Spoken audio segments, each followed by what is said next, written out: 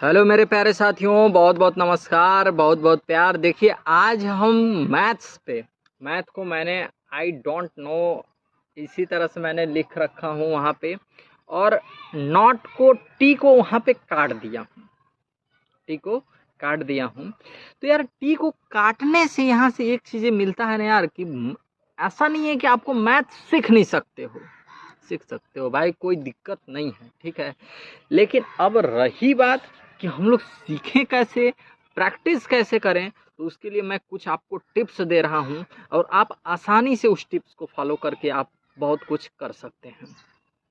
देखिए, सबसे पहले बच्चों के साथ ये मैथ्स में प्रॉब्लम होती है कि सर मुझे मैथ्स समझ में नहीं आता है, तो अब क्या करें। तो इसका हम सबसे आसान तरीका आप लोग को बता रहे हैं। यदि आपको मैथ समझ में नहीं आ रहा है तो कोई बात नहीं है, कोई बात नहीं यार। सबसे पहले आप उसमें क्या करो ना, कि एकदम छोटा छोटा बेसिक चीज़ों को किसको कवर करना है, एकदम बेसिक, जितना हो सके उतना एकदम बेसिक चीज़ों को उठाइए और उसको एक कॉपी में लिखिए। उसको एक कॉपी में लिखने की ज़रूरत है। और जैसे मान लीजिए कि आज यहाँ पे आप लिख लिया कि यार मुझे ये समझ में नहीं आता है, इस टॉपिक को मुझे पढ़ना है, तो उसे सबसे आसान टॉपिक को अपना ढूंढो और सबसे पहले आप फार्मूला को हो सके तो याद करो। और मैथ नहीं समझ में आ रहा है, इसका एक आसान तरीका और है भाई, कि जो क्वेश्चन तुम्हें नहीं आ रहा उसको याद कर लो। अब क्या कहें हम, तो बताओ। जो आपको नहीं समझ में आ रहा है उसको आप याद कर लीजिए, और फिर से उसका रिवीजन अगर 2-4 बार अगर कहाँ कर दिए तो आपको ऑटोमेटिक समझ में आना स्टार्ट हो जाएगा। ये तो रहा कि सर यदि मैथ समझ में नहीं आ रहा है तो कैसे करें। तो आप सबसे सिंपल तरीका यही है कि जो क्वेश्चन आपको नहीं आ रहे हैं, जब उसके ऊपर कॉन्सेप्ट आपका भाई, कॉन्सेप्ट क्लियर करो, फिर यह भी हो सकता है। और अगर आप बोर्ड एग्जाम को तैयारी कर रहे हैं, बोर्ड एग्जाम देने जा रहे हैं, तो उसके लिए सबसे बेस्ट है कि आप जो जो मोस्ट इम्पॉर्टेंट क्वेश्चन है उसको रट लीजिए और फिर इसके बाद समझिए, काफ़ी अच्छा रहेगा। एक बातें क्लियर हुई। दूसरी बातें पे ये करते हैं कि सर प्रैक्टिस कैसे करें, प्रैक्टिस कैसे करें।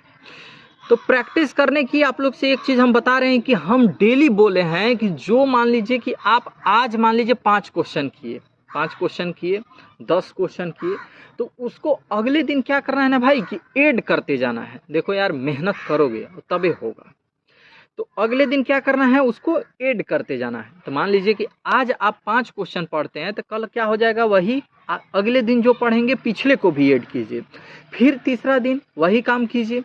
तो जब आप ऐड करते जाएंगे तो पीछे वाला क्वेश्चन क्या होते जाएगा, आपको रिवीजन में हो जाएगा, और कहीं ना कहीं वो आपको पूरा का पूरा याद भी हो जाएगा। तो इससे एक क्लियर सा होता है कि डेली प्रैक्टिस करना होगा। अच्छा, यदि आप ऑनलाइन क्लास करते हैं या ऑफलाइन क्लास करते हैं, तो देखिए उसमें जो भी वहाँ पढ़ाया जा रहा है, यदि आप ऑफलाइन क्लास करते हैं तो जो भी पढ़ाया जा रहा है उसको तुरंत ला के लगाइए। और यदि आप ऑफलाइन क्लास करने जा रहे हैं तो कम से कम उसको पढ़ के जाइए, क्योंकि वहाँ पे आपको समझ में आए उस बातें। जब बातें क्लियर होगी तो आपको ऑटोमेटिक करने में क्या होगा, आसानी होगा। चलिए, तीसरी बातें ये होती है बच्चे की, सर अभी तक बोर्ड एग्जाम जैसे 12th में हो, 10th में हो, अभी तक आप कुछ नहीं पढ़े हो, तो अब क्या करें। तो भैया सबसे पहले आप चैप्टर का नाम तो याद कर लो यार, पहले एक कॉपी में चैप्टर का नाम लिखो। और जब पता है कि अब कुछ नहीं होने पा रहा है, तो यार पहले उसमें देखो जो सर इम्पोर्टेंट क्वेश्चन लगा रहे हैं, और PYQ क्वेश्चन। मैं सभी बच्चों से एक बार बार रिपीट करता हूँ कि यदि PY क्वेश्चन पे कमांड हो गया तो बस उतना ही काफ़ी है, क्योंकि एक एक टॉपिक पे आपको रिसर्च करना नहीं है, यहाँ पे आप PhD करने नहीं जा रहे हैं, क्योंकि आपको नंबर लाना है और आपको बोर्ड अकॉर्डिंग ही काम करना पड़ेगा, ठीक है। ये बातें रही। और मैं आप लोग से बोलता हूँ कि मैथ्स का नाम ही मैंने रखा है, math equal to more practice. आप जितने प्रैक्टिस करेंगे उस विभाग में, अपने आप में कोई भी डिपार्टमेंट में आप उठा लीजिए, यदि आप प्रैक्टिस कर रहे हैं तो काफ़ी अच्छा आप परफॉर्मेंस कर लेते हैं, चाहे कोई भी डिपार्टमेंट हो। अरे यार, दौड़ने जाते हो, यदि एक दिन दौड़ के छोड़ दो तो पूरा 2 दिन 3 दिन दौड़ के छोड़ दो, पूरा हाथ पैर पूरा दर्द देने लगता है। एक्सरसाइज कर रहे हो लेकिन वही कंटिन्यू करने लगोगे ना भाई, तो अपना एक शेड्यूल बन जाता है, पूरा उसी अकॉर्डिंग चलने लगता है। तो मैं आप लोग से एक चीज़ बताना चाहूँगा, कहीं ना कहीं ये काफ़ी अच्छी चीज़ है और आप लोग को अच्छा लगा होगा। और लास्ट में यही कहते हैं कि प्रैक्टिस आप लोग डेली करें, मेहनत के साथ करें, और होगा, क्यों नहीं होगा, बिल्कुल होगा। और जो आप लोग अभी तक कुछ नहीं पढ़े उन लोग से हम बोलना चाहते हैं कि पहले चैप्टर का नाम लिखिए, फॉर्मूले को याद कीजिए पहले, अभी तक कुछ नहीं हुआ। और प्रीवियस ईयर के क्वेश्चन को उठाइए और उसी को लगाइए। अभी तक कुछ नहीं पढ़े हैं तो प्रीवियस ईयर के क्वेश्चन बस लगाओ, बस, और कुछ करने की जरूरत नहीं। जितना PYQ क्वेश्चन करेंगे उतने फायदा है। 2 साल, 4 साल, 5 साल के पीछे वाला क्वेश्चन को उठाइए और प्रैक्टिस कीजिए। और जब आप प्रैक्टिस करेंगे तो कहीं ना कहीं आपको अच्छे से समझ में आएगा और अच्छे से आप कर ले जाएंगे। तो ये तो रही कुछ बातें।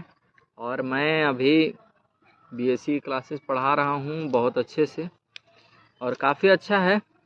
आप लोग भी परफॉर्मेंस कर रहे हैं, दिखा रहे हैं। पढ़ाई करते रहें। All the very best. Bye bye.